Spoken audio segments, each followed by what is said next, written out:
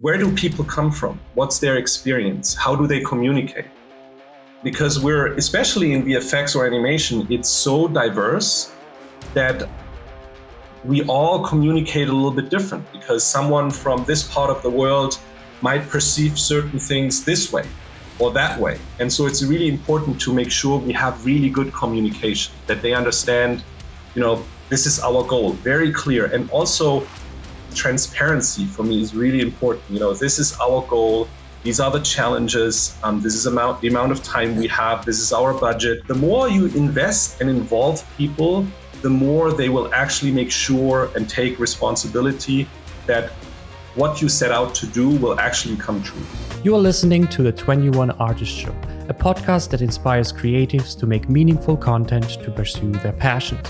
I'm talking with creators, artists, and engineers about their careers, lessons they have learned, and how to make an impact. I'm your host, Alexander Richter. I'm a technical director and coach in visual effects, animation, and games. For more content, go to 21artistshow.com. Enjoy the show. Hello everyone, welcome to the 21 Artist Show. My name is Alexander Richter, and today we want to talk about studio culture, especially in animation, how to work together, how to make this amazing project work out. And I joined today by Oliver Finkelde, who is a supervisor and also an FX artist. He worked in PDI DreamWorks.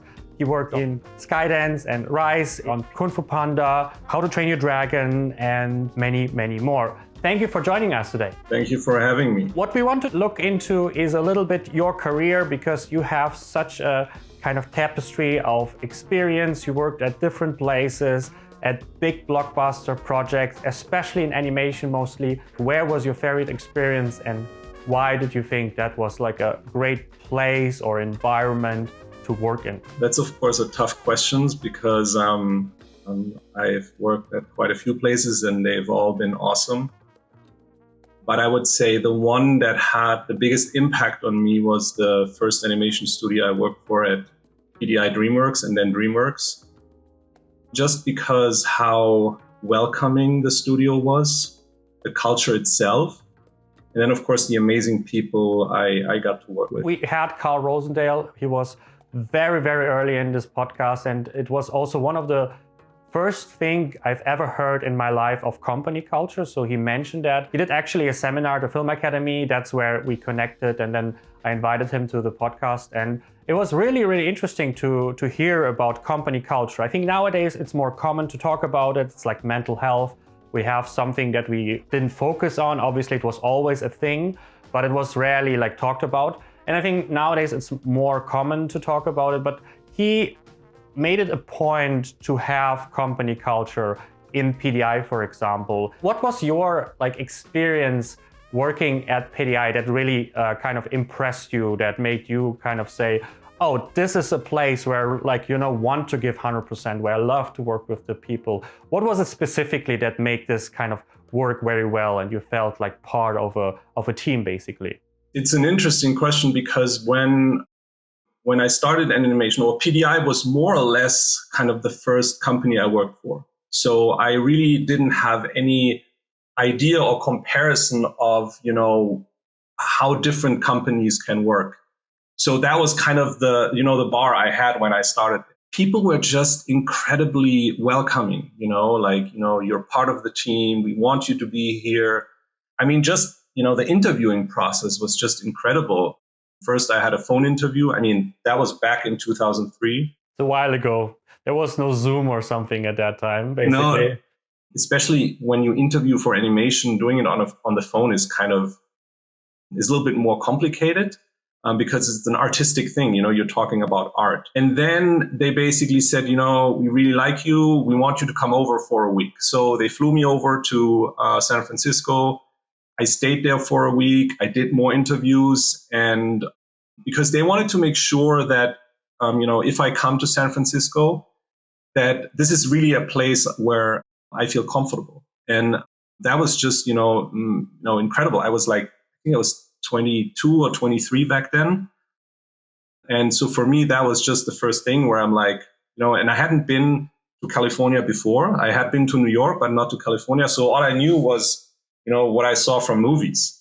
So I got there, and yeah, it was just welcoming people, very nice and incredibly talented and humble. And I think that was the thing that made PDI so special for me, because you had all these people who had been doing this for a long time, and they were just really, really good at what they did. And a lot of things they actually invented, but they didn't really make a big deal about it. And that was just, I felt, especially, growing up in being socialized in Germany, that felt really comfortable for me, And so that was great. And they gave me, I think, 4 or 6 weeks of training. So I really had time to get to know the workflows, get to know the pipeline, because back then, most of it was proprietary software and proprietary pipeline. So I spent a lot of time in training, making sure I knew the pipeline. I was ready for going into production. And that really prepared me to be successful at the company and doing a good job and being part of the team and contributing to the show. The times also changed because we have the opportunity of remote work nowadays. We have the opportunity of Zoom calls. Everyone is more connected. Like, you can access the work much easier than like 20 years ago. You can just go online and see someone's basically whole work in a few minutes. And that changed the way people like see each other, invest, I think, also into each other. Like, they invested literally a week just to bring you over, like half the world basically. And I think that maybe is also a big imprint nowadays, where on both sides we have this like fluctuation of like, okay, I just apply and we'll see, and kind of a commitment maybe. And maybe there is a little bit of the magic with the, like, we're really committing to someone, and I'm really committing to this thing. I'm committing a week to be there. They committed like all the money and time to get you. And as you said, also a lot of proprietary software. So they also have to commit much more to anyone they bring in, because so much training. It's a little bit like if you work for Pixar now, sometimes even for Disney or some, where they have still a lot of proprietary software where they need to train you before you can handle anything. And even when I was working at Weta, and if you work in the software department or even some other parts, especially like rendering, there's so much like custom made things. So before like you can do anything, you probably need like, let's say 3 to 6 months of training to be like really productive basically, And I think there is something about that to say about the change of modern life. Even everything is so more accessible. I think there is a little bit the missing commitment and the missing kind of thing. And I think we need to find a way to deal with it, or to some degree go back a few steps and, say like, hey, we have all the access, but how about we give it a more time with each candidate? How about the candidate has a little bit more kind of understanding of who we are, instead of like just like, quickly like bringing people in and just like, oh, you can work to tomorrow basically. I think there is a lot of that also changed the culture of the studios, and I think that is the question basically, how we can like to some degree bring that to the 21st century, but to some degree also maybe learn from experience like at PDI, which is very famously, every time I met a few people in my career who came also from PDI, and they always had the same experience. Everyone had basically the same thing. It was one of the best experiences they had. It was one of the most welcoming experience, one of the most challenging and rewarding experience at the same time, So there is something going on in there. So I was super lucky to have Carl Rosendale as very early in the podcast to kind of maybe understand a little bit that he was focused on the culture. He made it a point that everyone feels like involved in the process basically. And I think that is what makes it like a success story. How did the culture change from the first time to more or less over the last years? Did you felt some change, and where did you see kind of the change happening basically? One of the interesting things that I realized later is, the fact that a studio has a training department. When I started at PDI and I had the training, I took it for granted. I was like, yeah, of course, you need a training department. But actually, that's not that common. And I think these little things make a huge impact, because the company basically says, we want to make sure we set you up for success. We give you everything you need to be successful. And I think that's incredibly important, especially nowadays, because there's so much software out there. There's so many different workflows. There's so many ways to do things.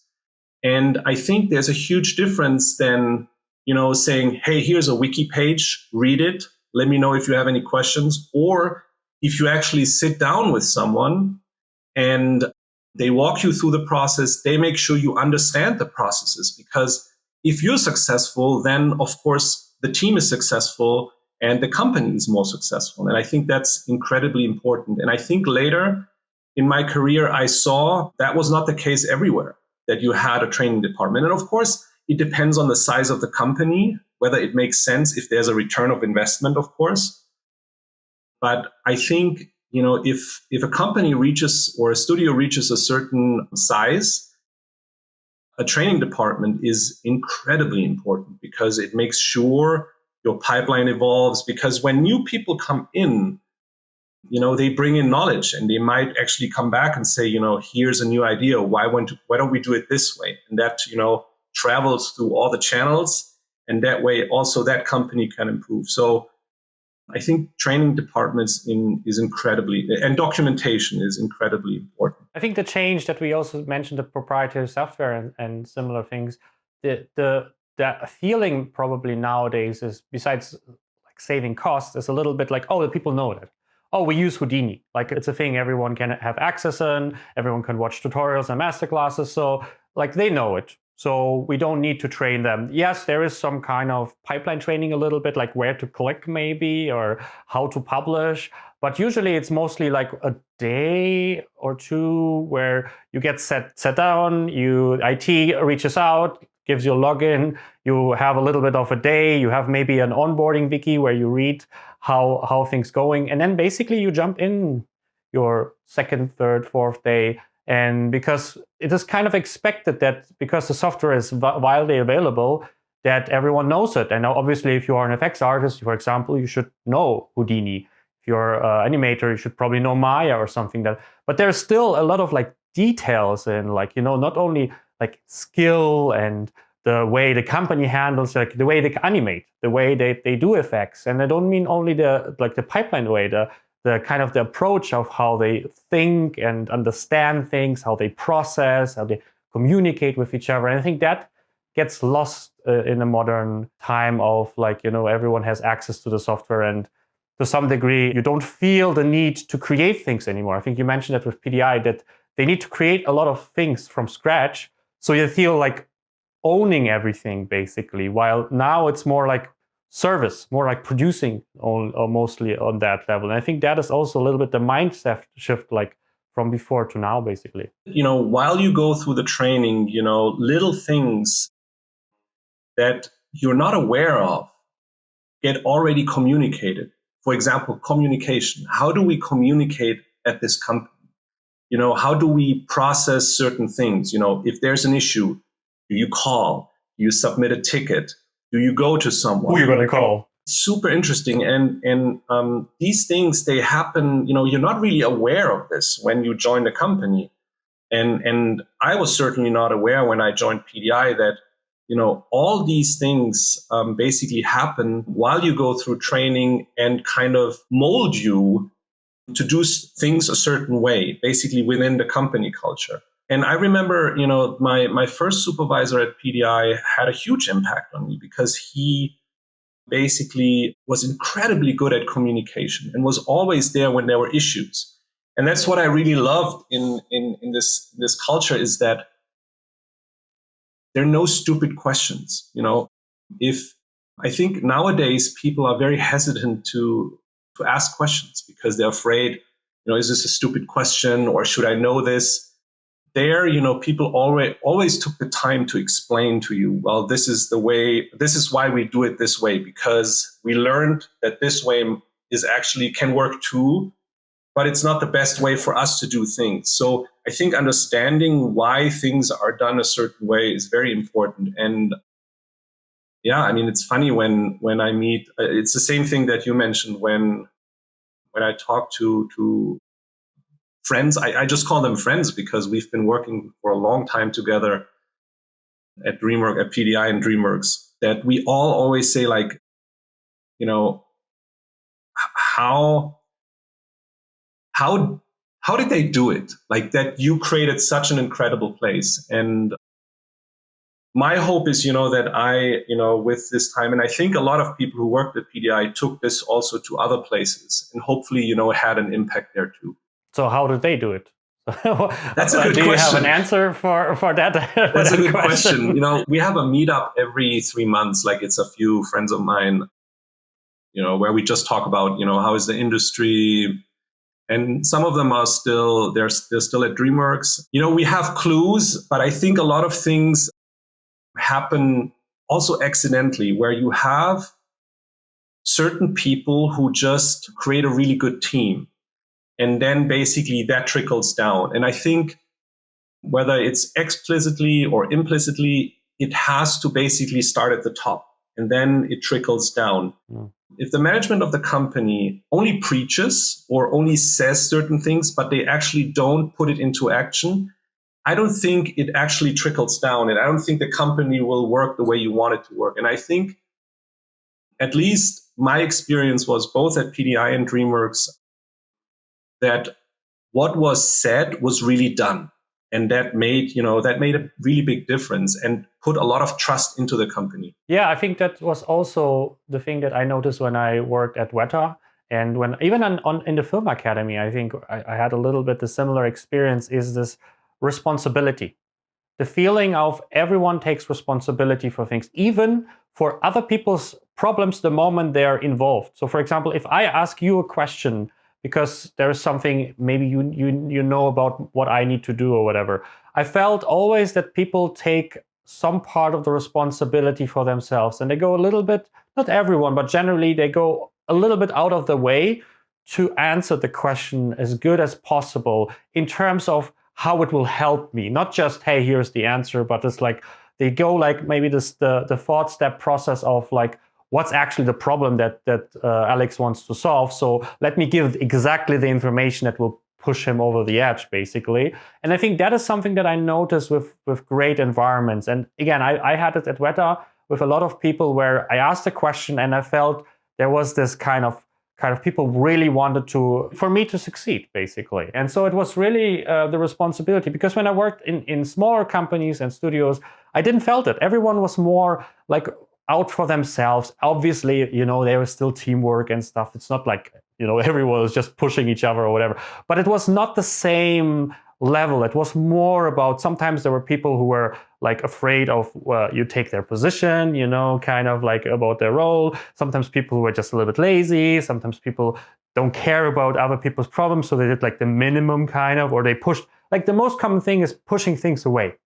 I remember there was this meeting at one of the studios, and so we introduced Shotgun to our pipeline, and one of the meetings before was always about rigging, because rigging is famous for having this custom, and sometimes they know that they can do pipeline tools themselves. And so what happened with the kind of the software department who was in charge of this, they basically said, oh, every meeting they're like, yeah, the rigging department, they're rigging, they do it themselves, and then after like half a year, they were just like, oh, the rigging department, they don't have proper pipeline. They didn't have all the inclusion. So it's their fault that they're like, now it's like, and I'm like, I'm sorry. It's not their fault. It's our fault. We literally told them like, they will do that. We didn't support them as the other departments because they had this extra things they wanted and needed and stuff like that. So yeah, so it was always this blaming game, much more than like I noticed like at Weta or something. I think that is a really big impact that made me more like, if other people take the responsibility of my question, I take the responsibility of their question. And it's a little bit like what you said, like, through the leadership, you follow that trend. And it's always the same thing, even if in my master classes, every time I see, like I approach it as someone who creates an environment, because at the end of the day, I have for everyone from everywhere. I have Germans who are not afraid to ask questions. I have Americans who are not afraid to ask questions. But then I have maybe Japanese who are maybe more shy to ask a question, or it's a personality type or something like that. So in the beginning, I already try to kind of like set up the stage. So it's like, hey, you can ask questions. You mentioned something about there are no dumb questions. I believe that's true. I just feel there are lazy questions. And that is, for me, if someone could have figured it out if they set out for 5 minutes. I think that is really basically really not, I hate that question, because I think if you are too lazy to do it yourself, so the rest will also not like trickle down too much. But I think that is the minimum thing that I think is important, is if you ask a question, at least put the effort beforehand. Yeah. And I mean, not only the effort to figure it out, but also to ask the question. Like, give me information. Think about the question. Don't just like throw something at me and I now have to do all the brain power sort of thing. And I think that makes also a big difference to how I approach your problem. If I feel like you did effort, so I try to give you effort as well, So I think there's a lot of this, but it comes back to, for me at least, in my experience, to responsibility. 10, 20 years ago, because there were just less studios also, people really, really wanted to be with a company. When I applied at PDI DreamWorks, that was my dream. I wanted to work for this company. I, of course, put a lot of effort into making sure I am doing really well. That when I ask a question, I did my homework. And, sometimes when you're in a meeting, certain questions come up and you can't really prepare for them. But that's also like a huge difference, when you have people who really want to be part of the company, who really want to be part of the team, that makes a huge difference. How did you felt like as a German jumping into this completely foreign environment? Was that like difficult to adjust? What did you see in terms of like how they value things to compare to what you value? And how did you kind of like mingle all together, basically? It's interesting because you watch a lot of movies from the US. So you think you know the US. But when you get there, you realize, you don't really know much about the US. Because first of all, the US is huge and California is not Florida. So it was a huge adjustment. So what I would have to say is, when I studied at the Film Academy in 2001, it was, of course, obviously very different to probably what it is now, because it was very small and we were incredibly free in what we wanted to do. So we could do whatever we wanted to do. Of course, there were time constraints and budget constraints. So actually, when I came to the US, the amount of freedom we had at the company was sort of similar. Yes, of course, you had to do your shots, but how you do them, as long as it looks good and works in the pipeline, everything is fine. That was not such a big change. The change was, for me, I would have to say, I remember I had this experience in the elevators. I think it was my second day at PDI. And the director and producer of Shrek walked in and they're like, "Hey, how are you? I think you're new here." And I was like, yeah, I'm new here. I'm good. And they're like, "Yeah, great to have you." So I think that was the biggest difference between Germany and the U. One of the big difference between Germany and you, that first of all, they noticed me right away. I'm new there. And second of all, they wanted to make sure I'm good. And that was very different to, how maybe I would have been greeted in Germany. So that was very different and new to me, but in a very good way, because you felt welcome. And that's something you have to maybe get used to a little bit when you're from let's say a country that is maybe a little bit more reserved.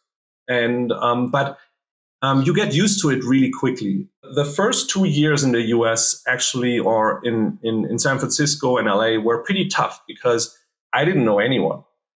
Yes, I had my friends at work, but a lot of them, they already had families, and I was 22 or 23. So it took me a while to adjust, but I think that's the same thing anywhere. It just takes about 1 to 2 years to kind of, get used to or adjust a little bit. And then when you have your circle of friends, then it was just incredible. And I didn't want to leave.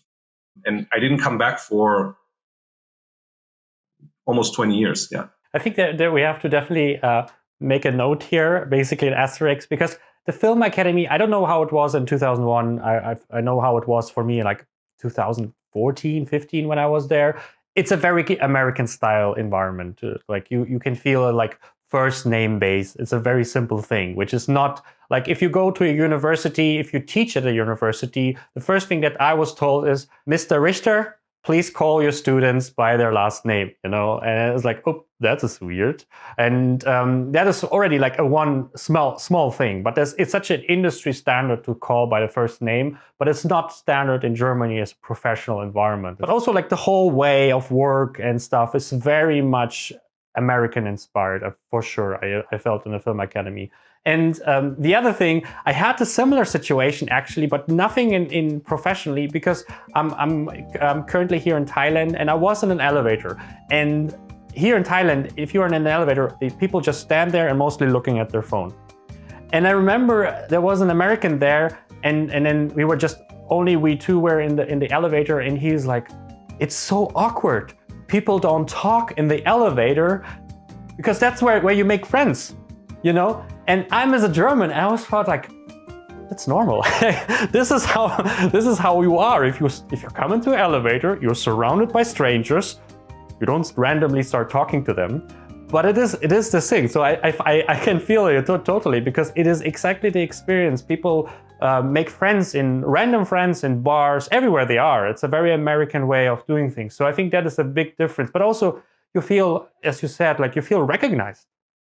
Like the director saw you like a beginner, basically, and recognized you. And I think that also changes how you feel working for him, working on his project. I think there is a certain element of that. And I think that can sometimes be like a big changer in terms of responsibility, basically, how you feel about your work, how you feel about someone else come to you about their work. I think we as Germans can learn some about that. This kind of, a little bit the welcoming, a little bit more open mentality. Sometimes I think that could help in general to, integrate, onboard people easier if everyone is a little bit more like open to you and, recognize, because we all know how it feels like to be new in the studio, especially if it's like, PDI, WETA, ILM or something. You are very like you feel, and also there's a lot of pressure, I feel like, if you start, especially if you come from a little bit lower environment in terms of this is your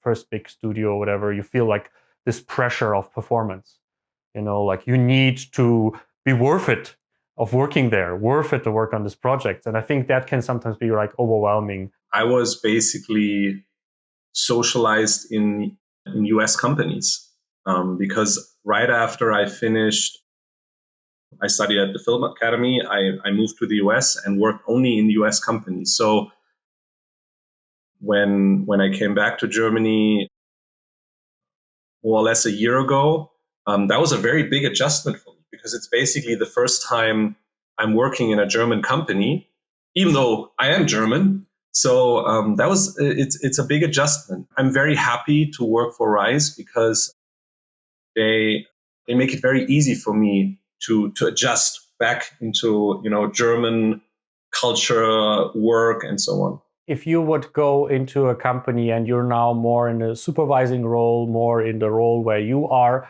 the person who comes into the elevator and greets the newbie, basically, what is the thing that you try to like bring from your experience into RISE, for example, where you say, this is super important to me for my team. This is something that I really, really want to bring in, and I want to get back from the team as well. So what is your most important like element or thing that you bring into every like job nowadays? I think for me, one of the most important things is to invest in people. Because I strongly believe if you invest in people, you will get everything and more back. When I start working on a new show, for me, it's important, to assemble the team so it's cohesive and everybody can work together. We have the right people in the right positions. And that they also work well together. In the end, it's like a sports team. You have to make sure you have your different positions and they need to work well together, because if you have just great people, but they can't really work well together, then you have another problem. So that is very important. Then also to have a social level with everyone, because it's important to understand where do people come from? What's their experience? How do they communicate? Because we're, especially in VFX or animation, it's so diverse that we all communicate a little bit different, because someone from this part of the world might perceive certain things this way or that way. And so it's really important to make sure we have really good communication, that they understand, this is our goal, very clear. And also transparency for me is really important. This is our goal. These are the challenges. This is the amount of time we have. This is our budget. So I think the more you invest and involve people, the more they will actually make sure and take responsibility that what you set out to do will actually come true. How do you show investment? For me, it's making sure they're part of the vision. So let's say we're working on a new show. Sit down with everyone and just watch the storyboards or watch the plates or whatever it is, to make sure they really understand what we're trying to do, trying to understand the vision of the director, trying to understand the vision of the production designer, and then making sure people have responsibility. So rather than, me, for example, telling the solution, making sure people actually look at the movie, they bring back their plan, their idea, their vision, and then we discuss it and we bring it together. Therefore, making sure they're involved. And this is what I mean by investment. I basically make sure they're part of the vision. I invest in it. And then they tell me what they need to make sure that they can actually deliver the vision. And sometimes, of course, there's a discrepancy, because sometimes you need certain things that there's just no time or budget for it. And then you discuss and you find a solution together. Because I think the worst thing you can do is if you just basically from the top down tell, this is how I want to do it. This is how much time we have. This is the budget. Just do your thing. No, I think it's important that people basically are part of the solution. So they're invested in making sure we can do it and find the solution and take responsibility. And then usually shows are much, much easier. I always describe it for my students, if they come to my masterclasses, but also for my pipelines, I describe it as a box. I give you a box. You can do whatever you want inside the box, but you cannot do anything outside. So the box, for example, is the convention, naming convention, structure convention, workflow convention. You can light however you want, as long as it follows them, like the shot board, the mood board, the whatever, the continuity. There is the box of, it has to follow something. But if you do it with this light or this kind of light, or this kind of, you change the shader versus the light to create the effect or whatever, it doesn't really matter. Like at the end of the day, for us, it doesn't matter, because what we produce is a 2D image, especially in animation and visual effects. It doesn't matter how we produce it, as long as it looks what we want.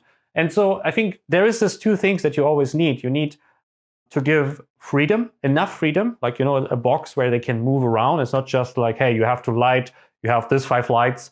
Basically, you have a sequence lights, you just do it what the other sequence, tweak it a little bit, and there's no freedom in that. And the second one, which you basically describe, is you need understanding.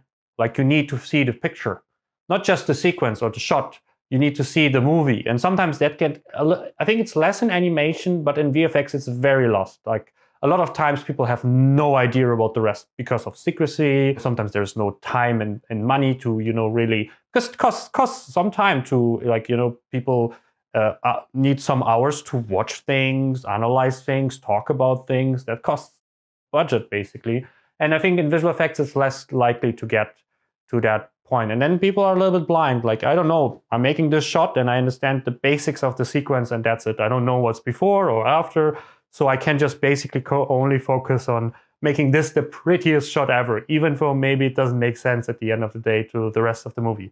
Yeah. That is a really, really important part. And funny enough, I think that sounded very much PDI to me, because I remember one of the things that Carl Rosendale mentioned was that he involved everyone into the studio in terms of, for example, finances.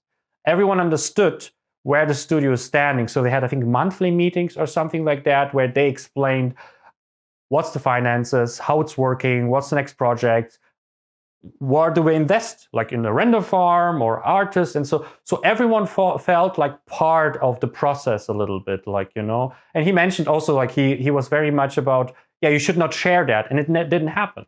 No one was sharing this information, even though it was like, sensitive information. And he said, like, it never leaked, basically. But there's obviously a danger if you share something like that, something happens and then suddenly you find yourself from outsiders, like, kind of involved in the whole situation. So I think that sounds a little bit like that. It's like involving people. And again, back to the responsibility, because you can only take responsibility if you have the mixture of understanding and freedom. Else if you like always feel like you're on the rails constantly, you're like, not my work, not my problem. It's outside of my, small box, so I don't need to care. Just give you the minimum answer or response. Like, I just take the minimum responsibility. But if you have this vision and you have the like a little bit of wiggle room and can play in that, I think then that's the moment where you say, like, you know what? Let me help you with that, because I can do it. It falls into my responsibility, because my responsibility is a little bit bigger than in this, like, one rail kind of situation. In the end, one of the key components is always communication, because I feel like a lot of challenges arise also because of communication. And so one of the things that has worked really successful for me, and this is something I learned at DreamWorks, is where, and that was just incredible, because for 4 or 5 years, I had coaching. And basically, when you became a supervisor, you had the option to take coaching classes to make sure you are also set up for the challenge of, working with big teams and so on. And one of the things that is, like, in hindsight is so simple, but makes so much sense, is just to sit down with someone and say, how do you want to communicate and how do you work?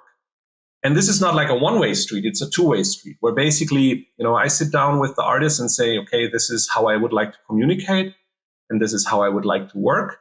And then the same thing, like, how do you want to communicate and how do you want to work?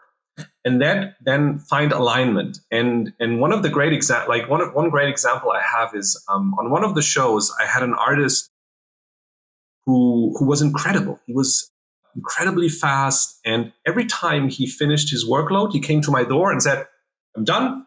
What do you have next? And which is great on the one hand, but on the other hand, imagine you have 50 artists and everybody does that. I wouldn't be able to do any work, because I would have people at my door the whole time telling me I'm done and I need more work. I mean, this is like a good example where you just have to really talk about communication, because in the end, you want to make sure you have the time for the artist to discuss things, but you also need to channel it. And I think that has worked incredibly well. And this is actually something, in hindsight, which is, like, when you think about it, it's so simple. Of course you should do that. Welcome to our short mid-episode coffee break. If you love the content and would like to have a successful career in the film or games industry yourself, check out my website, 21artistshow.com.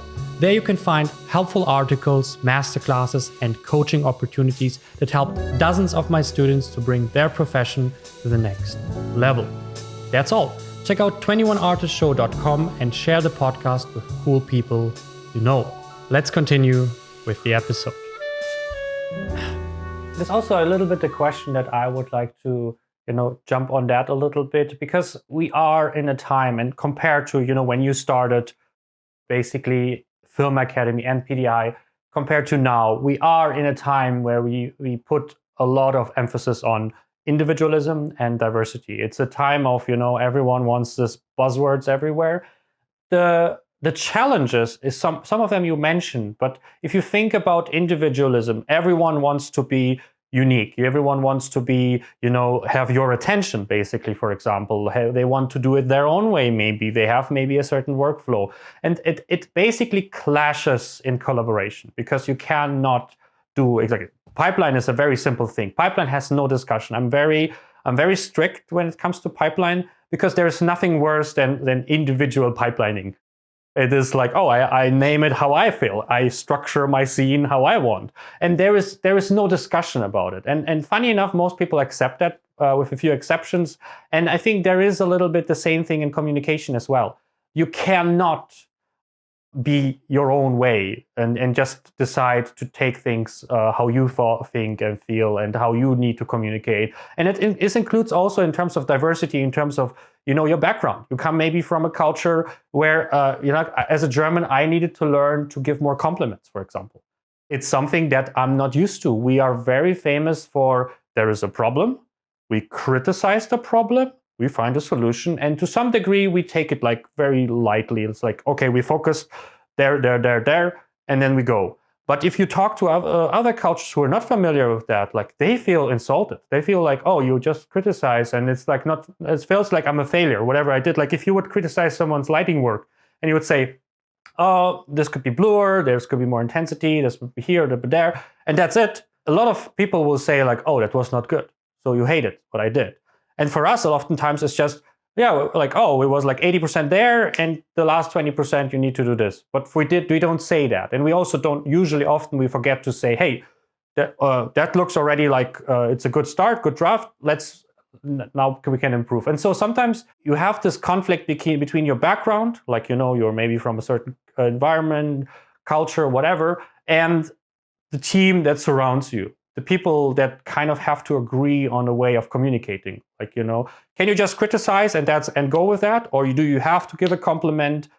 Can you just, run every time you finish a shot and a little past the shotgun things and go to the supervisor directly and like talk to them and say like, hey, I finished my shot, what's up again? Like, instead of doing the things that everyone else is doing, like opening shotgun. How do you find the balance to kind of mediate a team together, even from different backgrounds? So I think setting expectations is incredibly important. And then what we just discussed earlier is training.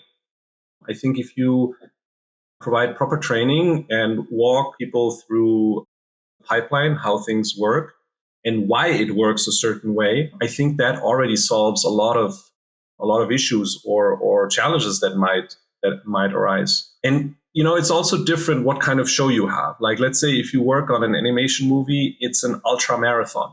So you need to make much more sure things are done in a certain way, because you have around 1,500 or more shots. You have 10 plus departments. You have 200 to 400 people working on a movie. So it's very, very important that certain guidelines and rules are followed. And I think setting expectations and training is very important. And then, of course, communication, understanding, hey, if we want to get to the finish line together, we have to follow these rules. Otherwise, we're not going to make it. And then in VFX, I think it really depends on the show. If you have a smaller show, there's maybe a little bit more wiggle room to do this or that, because sometimes you have to find really quick solutions. But again, I think setting expectations, training, communication is very, very, very important. I mean, what you do at the end of the day, you align everyone on the same track, basically. And if you think about it, what you do also, you take away to some degree their individualism and their diversity, because you want them to be a coherent mass. You cannot, like in animator, you cannot animate your style all the time. Like you cannot animate this way because you are more like, more movie and loose and whatever, but it's more a robot kind of environment, Transformers kind of. So every animator has to animate the same style, so it looks like one coherent experience, and I think the same thing. So in the end of the day, I think the misunderstanding of a lot of people, it's not a bad thing to lose this whole kind of your diversity or your individualism when you work together, because you are still you, it's like you are applying for a job. One of the things that I always say in your resume, I don't care about your kindergarten experience or that you worked as a barista or whatever. I want a resume where you show me only the things that matter for the job. And so the more you remove, the more I can focus on, oh, you have maybe one experience, but it is like it is your main experience, instead of like there's like barista and this and that, and then there's like somewhere in between. And I think the same thing works for team. You are an individual, you can have a lot of experience, but to work together, you need to focus and you need to restrict yourself to this.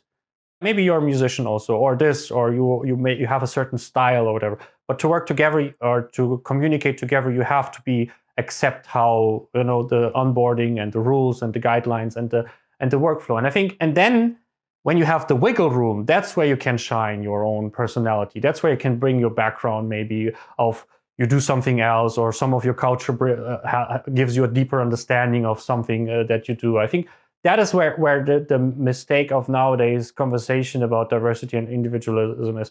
First thing is always, if you work in a team, you need to find the box for the team that they work in.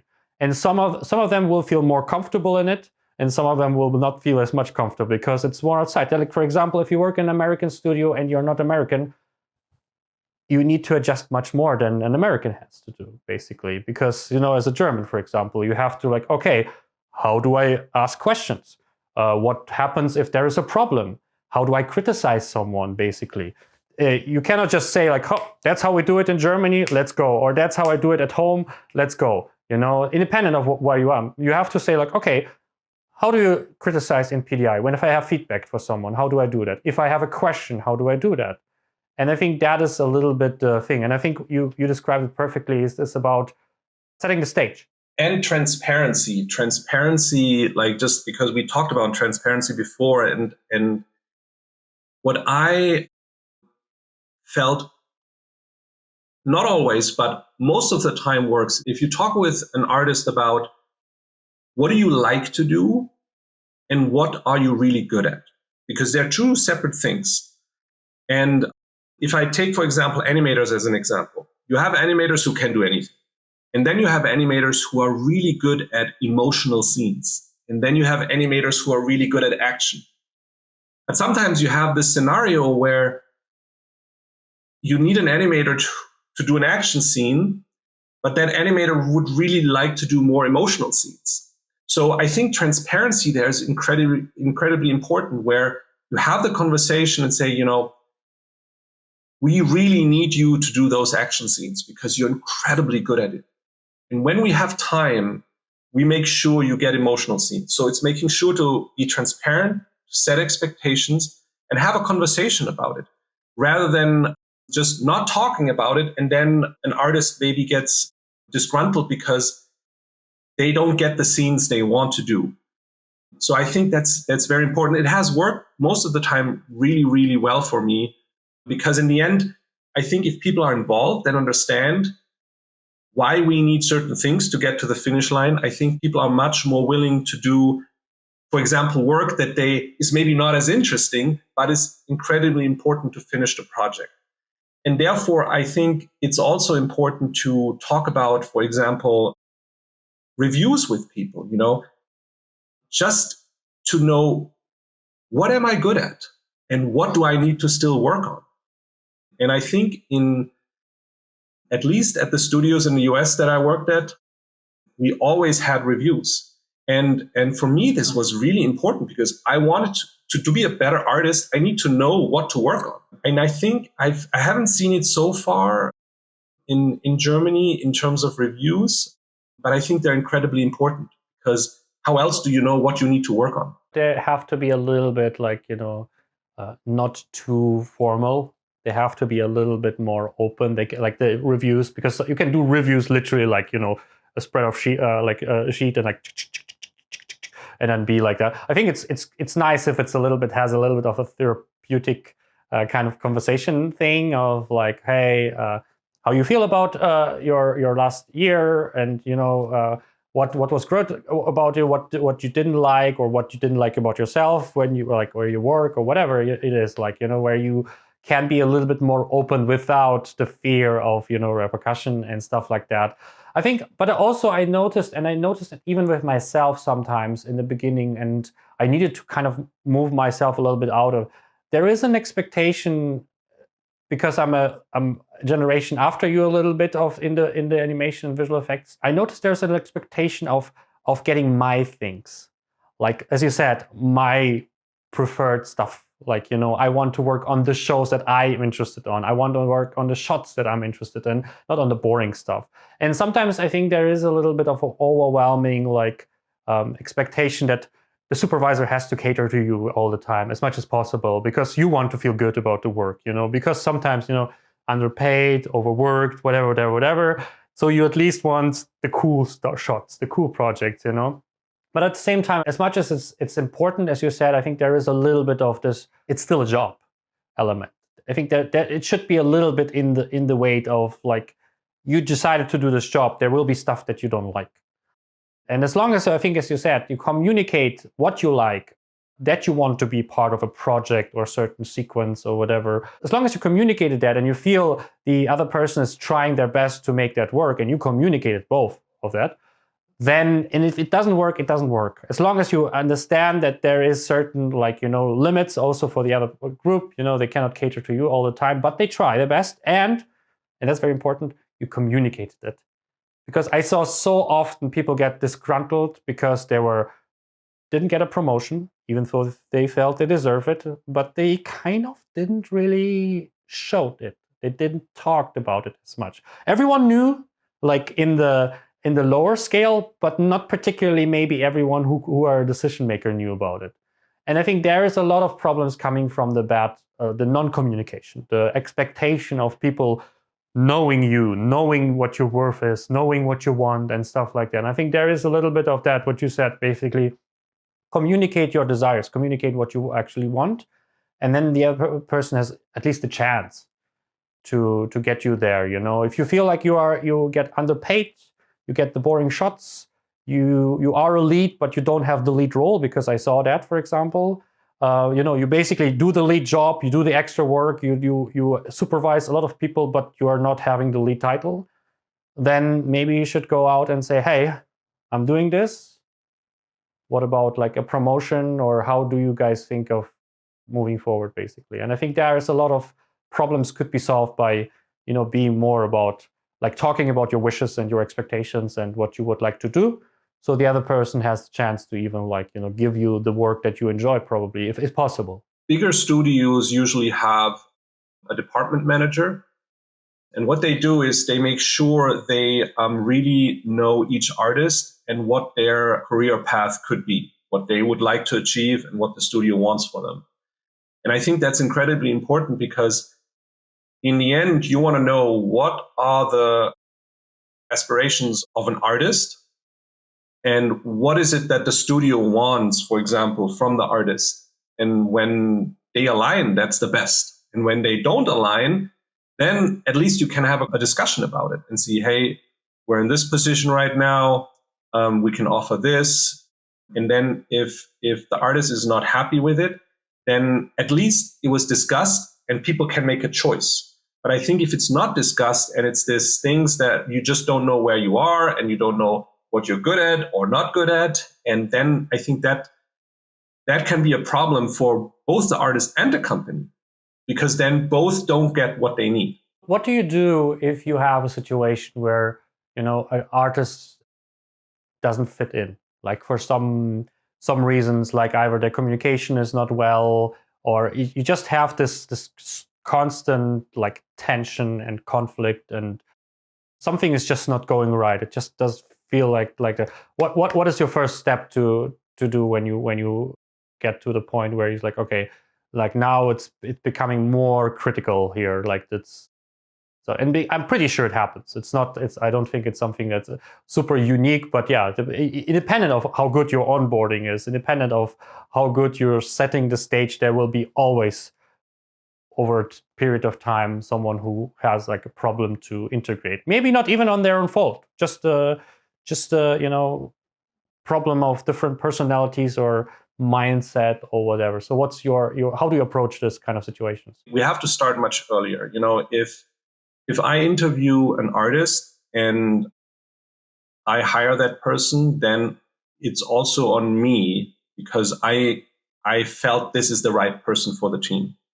So when things don't go as planned, and usually I make sure it doesn't even get to that point, because to me, as soon as I realize, something is not going in the direction that is, healthy for the artist and for the show and the studio, we need to have a discussion, transparency to avoid this. And usually, I would say 99% of the time, you can solve these things within these discussions. And then if you really have the rare case where it just doesn't work, then, again, transparency and just being open about this is the problem, this is where we have to get to, here are the steps to get there, to basically help the person to really achieve the goal so it's working for everyone. And if that can't happen, then it's probably the best for the studio and the artist just to part ways, because if both are not happy, then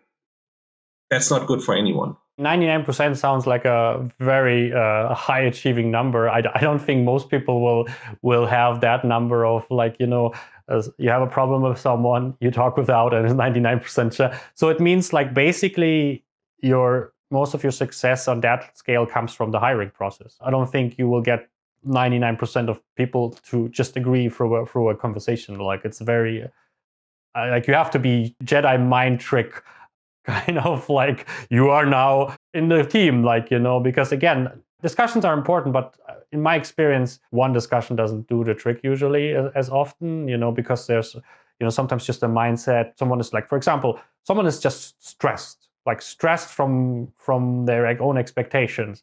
And just because you tell them don't be stressed, man, you give this stress back to the team, you feel a little bit on the edge all the meetings, and just because you have a conversation with them, usually don't just relieve them of their own insecurities or whatever that ends up very negative in the whole team. What is the most important thing that you search for, and what is the most important thing that you run away as fast as you can from when you see that in an interview or whatever the process is, or in the beginning phase, in the onboarding phase? What are the two sides where you really pay attention to from experience, basically? One thing I want to emphasize again is that, it's important that both the artist and the studio are aligned. That's really important, because if only the studio gets what they need and the artist is unhappy, that's not good. It has to work for both. So in the interview process, when I have reels and I know that person has worked on X amount of shows,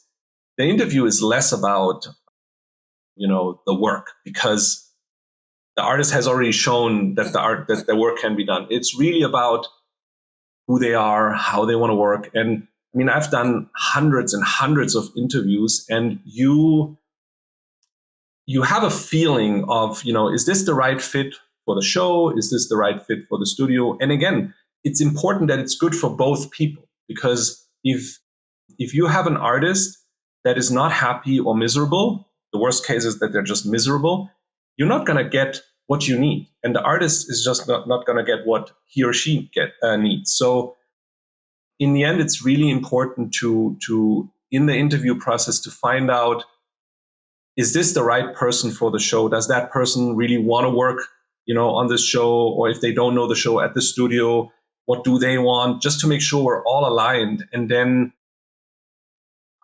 I don't know, my experience so far has been that, 99% usually it works out. And if it doesn't work out, you work with the people. You find a place where they're happy. And if that doesn't work out, then again, then it's worst case scenario. But honestly, I've rarely seen this. I think it's not just the hiring, it's also the onboarding, where you can onboarding and setting the stage where you can remove the conflict, because people understand, hey, we were focused on hiring the best person, as you said, for the team, because that's what I say about interviews. Most of the time it's either skill and or team. That's the 2 points that you want to focus on. If you see the skill already in the experience before, in the resume, in the show, you don't care about the rest. As you said, they can do the job. So you care about, are they fun to talk to? Are they engaged in what they do? And again, miserable a little bit, or they're maybe a little bit bad mouthing their previous studios or whatever. So I think that is super important. But then the next stage, you can hire the best person, but you need to integrate them. And I think that is where this onboarding and setting the stage, like kind of rule setting. Yes, you have your way, but we're doing it this way here, and that's very, very important to us. So even if you find the right person, as long as you don't guide them to a certain, way of doing things, I think you will have a lot of misalignment then because you find the best person, but they have their own way, and suddenly you have this kind of, suddenly someone stops by every day or every few hours in front of your door and it's like, hey, give me a next shot. And you're like, and then the other one is like writing you email at 2 a.m. and asking for a question and whatever. So it's like this kind of thing where you need both at the end of the day. Like, hire the best person, looking at things like you said, are they engaged in the project, in the studio, in whatever, and not only a great artist. And then the second one is, how can I bring them in so they become valuable, but also part of the team, which means to some degree restriction and clarity. In the process of, like when you onboard someone and, you do the training and you walk them through the process, I think what's also really important to me is people who have worked at other studios bring a lot of knowledge with them. And the way we do it might be great or might be good or might actually not be good. And listening to them, to what they have to say, whether we can do or integrate their better way, for example, that's a different question. But at least listening to understanding, like, that's actually a better way to do it. Unfortunately, at this point, we need to get the show done, so we have to do it this way. But for the next project or for this project, we should talk to XYZ to discuss this option because that might actually be really great for them. And I think by doing that, you already have the person, a lot more involved rather than just saying, this is how we do it. And sorry, we cannot do it. Because then I think every shot they work on, they're like, oh my God, it was so much better, the other way. But making sure they're listened to. And if there's an opportunity so they can actually communicate their idea and potentially improve another project, that's huge. And I think that's sometimes what we forget. People have so much, especially when they work at a lot of places, a lot of knowledge and experience. And I think at least that's what I always tell myself. I can learn from anyone something. Even if they've only, worked a few months or a few, not at a lot of studios, I can always learn something because there's so much good work out there. And I think it's very important to make sure you're always open to new ideas. And that's something actually I really love at PDI and DreamWorks is the openness to new ideas. Again, whether you can do it or not, that's a different question. But at least being able to communicate the idea, whether it's, integrated or not, different question. But at least you had the opportunity to talk about it. And that's what I think makes people a lot more involved. It starts again also a little bit with the trust, because I see both ways. I saw studios kind of being always, oh, that's how we do things. That's how we do things. And it's basically like unmovable stone. And you feel like you are in this kind of like, it doesn't make sense, but that's how we do things, basically was the sentence without the first part, basically. And because we did it all the time that way, or because someone decided things or whatever. So you see that's obviously horrible, and it's not fun as an artist to work on something where it's like, boy, this is like extremely tedious and extremely stupid. But also I saw the other side too, where artists become so miserable because they were wanting a change. And they were so focused on the change, on maybe a previous experience or how they like to work. And they were so focused on that they become kind of miserable, like kind of complaining. And they like repeatedly that. And I think both sides are easily in the fault because, you cannot, as you said, certain things are already rolling. It's hard to change the naming convention in the middle of the project, basically.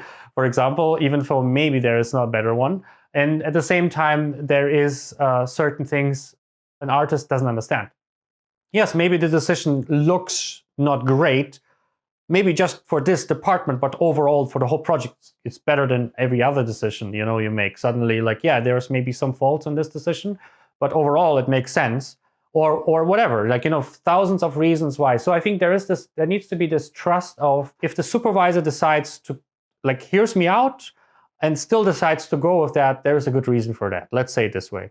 but at least there's an opportunity to tell, because obviously it's also in your interest to do a better work, have a faster production because of a better workflow or whatever that you got from an artist. But at the same time, you always have to juggle between change and result. You make the change, which costs you time and whatever, and then what do you get from that change out of that? And that's something you have to juggle, basically.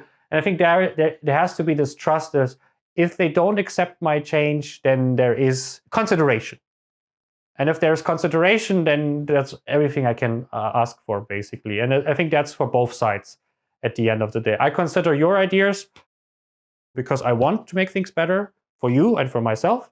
And you consider my decisions because I have more people involved than just you, basically. And I think if you get to the point where you have this, I think then you have this good balance between, improving the studio, but also artists who go with whatever happens sometimes. It's not always, roses and not the best workflow that you are experienced maybe somewhere else or for whatever reason. As a final question, what is the thing that you feel, besides the hiring and onboarding, is the most important thing that you would advise every studio, best case, to integrate in their studio to make it a great experience for every artist, but at the same time, a great teamwork communication? One of the big questions is always like, what makes your studio unique and so special that I want to work for it?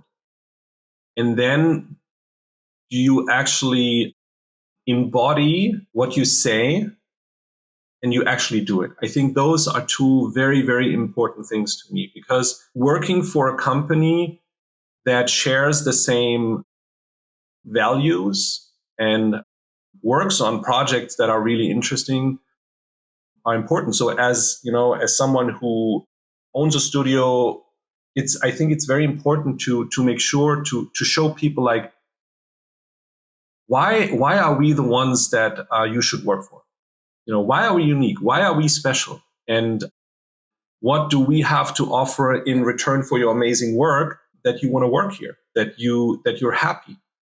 I think that's incredibly important. And I think nowadays that is much, much harder than back in the day, because nowadays there's just so many different studios and so many projects. But I would have to say back then, PDI and DreamWorks just embodied all of this for me. It was, to me, I always look back at this like it's like a dream that happened.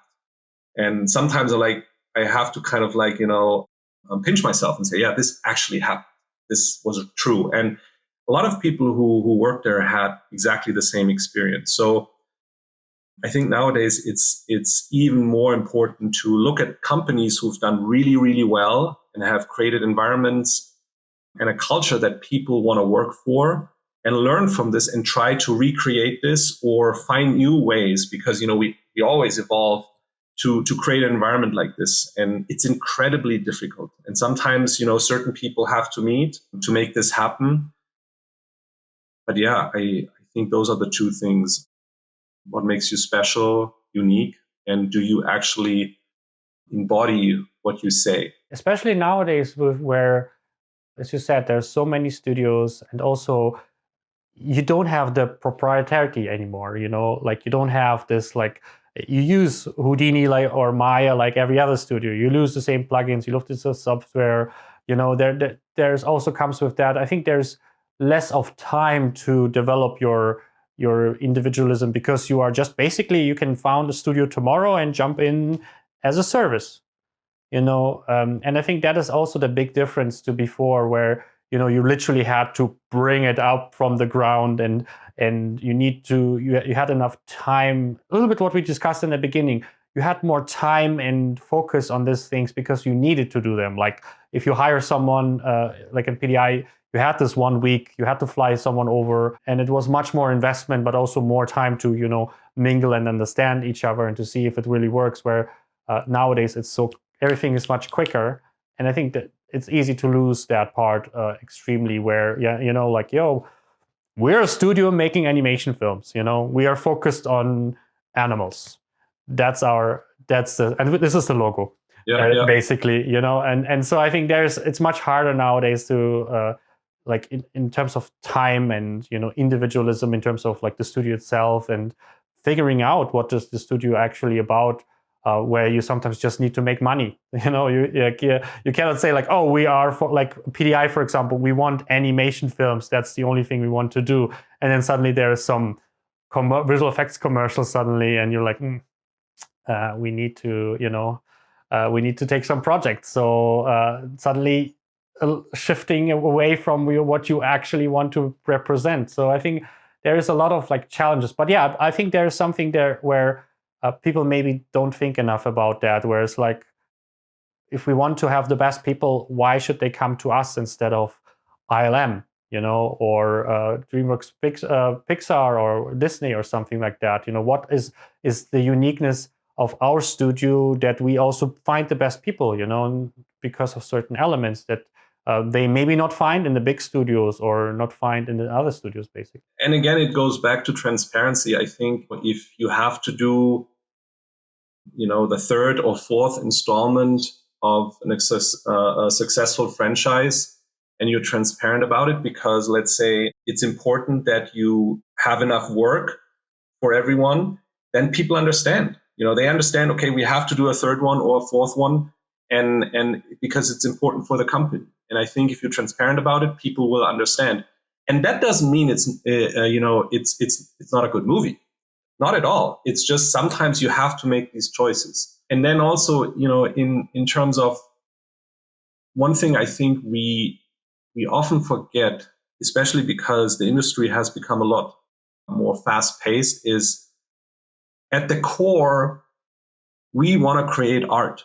That's what we want to do. And when I talk about art, I don't mean art in the traditional sense. It's also technology. Technology is art too, in a way. And I think that's sometimes, you know, I feel like we forget about this a lot. It's just about, you know, shots, doing shots. And I think in the end, if we realize at the core we're all artists and we want to create art, you already have, and you can embody this. I think you have you're set out for a great path to create a unique and special company. That's it with this week's episode of the 21 Artists Show. Thank you so much for watching and listening. This podcast is 100% ad-free, and to keep it that way, check out my website 21artistshow.com. There you can find exclusive access to awesome masterclasses and coaching opportunities to work successfully in visual effects, animation, and games. Just go to 21artistshow.com. And don't forget to share it with people who would benefit from that content and tell them they're awesome. See you on the next episode.